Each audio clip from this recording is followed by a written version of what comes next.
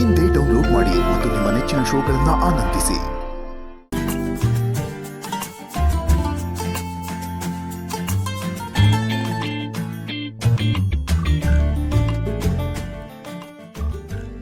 ಅಣ್ಣ, ಅದಕ್ಕೆ ನಿಮ್ಮ ಮಕ್ಕಳು ನೀವಿಬ್ಬರು ದೂರ ಇರೋದನ್ನ ನೋಡಿ ಸುಮ್ಮನೆ ಇರ್ತಾರಾ? ಏನೋ ಒಂದು ಪ್ಲ್ಯಾನ್ ಮಾಡಿಕೊಂಡು ನಿಮ್ಮನ್ನು ಹತ್ರ ಸೇರಿಸ್ತಾರೆ. ಇದು ಬೇಕಾಗಿರೋದು. ಈಗ ಇವರಿಬ್ರು ಹೇಗೆ ಮಾತಾಡದೆ ಇರೋಕ್ಕೆ ಸಾಧ್ಯ ನಾನು ನೋಡ್ತೀನಿ.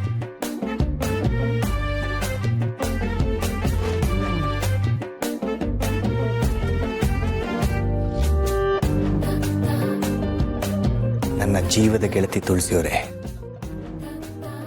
ನನ್ನ ಬುದ್ಧಿ ನನಗೆ ಹೇಳ್ತಾ ಇದೆ ಹಾಗೇ ಸಿಟ್ಟಾಗಿರು, ಮಾತಾಡಿಸ್ಬೇಡ ಅಂತ. ಆದರೆ ನನ್ನ ಹೃದಯ ಕೇಳ್ತಾ ಇಲ್ಲ.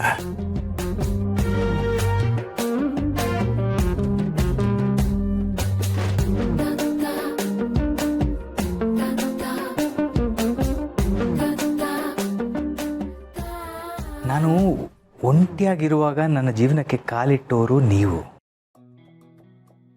ನಾನು ಈ ಜೀವನದಲ್ಲಿ ಸಂಪಾದಿಸಿರೋ ಅತಿ ದೊಡ್ಡ ಆಸ್ತಿ ಅಂದರೆ ಅದು ನಿಮ್ಮ ಪ್ರೀತಿ.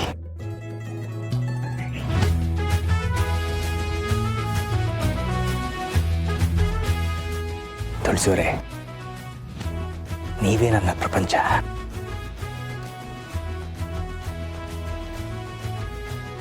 ನಾನು ನಿಮ್ಮ ಜೊತೆ ಜಗಳ ಆಡ್ತೀನಿ, ಪ್ರೀತಿಸ್ತೀನಿ, ತಮಾಷೆ ಮಾಡ್ತೀನಿ, ಕೋಪ ಕೂಡ ಮಾಡ್ಕೋತೀನಿ. ಈಗ ನೋಡಿ, ಬಯಸ್ಕೊಳ್ಳೋದಕ್ಕೆ ನಾನು ನಿಮ್ಮ ಹತ್ರನೇ ಬಂದಿದ್ದೀನಿ. ಯಾಕೆಂದರೆ ನನಗೆ ನಿಮ್ಮನ್ನು ಬಿಟ್ಟರೆ ಬೇರೇನೂ ಗೊತ್ತಿಲ್ಲ.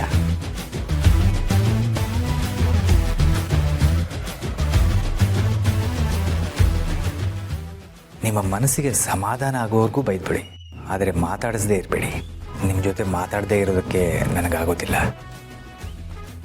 ಮಾಧವ್ ಅವರೇ, ನಿಮ್ಮ ಜೊತೆ ಮಾತಾಡದೇ ಇರೋದಕ್ಕೆ ನನಗೂ ಸಾಧ್ಯ ಇಲ್ಲ. ಉಸಿರಾಡದೆ ಬದುಕಕ್ಕಾಗತ್ತಾ? ಹಾಗೆ ನಿಮ್ಮ ಜೊತೆ ಮಾತಾಡದೆ ನಾನು ಬದುಕಕ್ಕಾಗತ್ತಾ?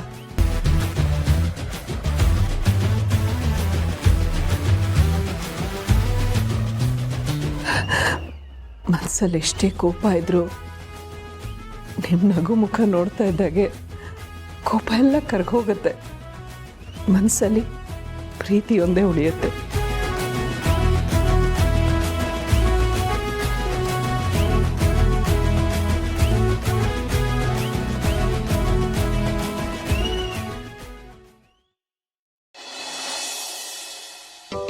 ಅಭಿ, ನಿನ್ನ ಪ್ಲಾನ್ ವರ್ಕೌಟ್ ಆಯ್ತು.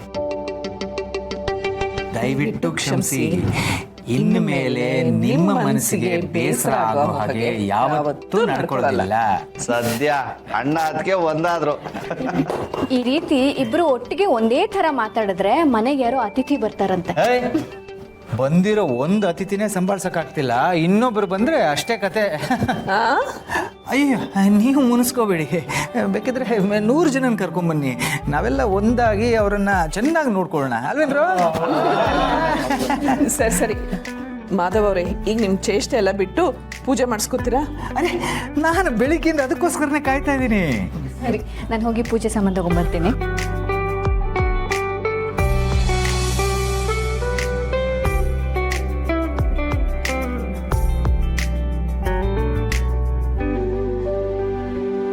ಶ್ರೀರಸ್ತು